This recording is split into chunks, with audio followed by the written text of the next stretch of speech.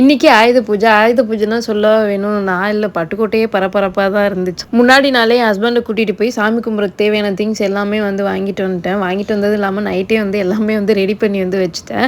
2வது இப்போ பிரெக்னன்ட்டா இருக்கனால வந்து டக்கு டக்குன்னு ரொம்ப டயர்ட் ஆகுற மாதிரி எனக்கு ஒரு ஃபீலா இருக்கு.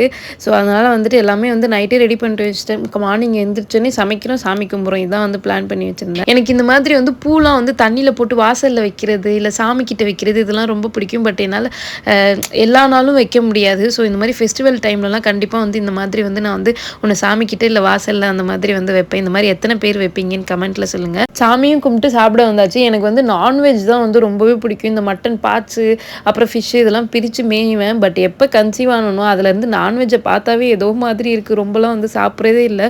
ஃபுல்லாக வந்து வெஜ்லேயே வந்து இறங்கியாச்சு.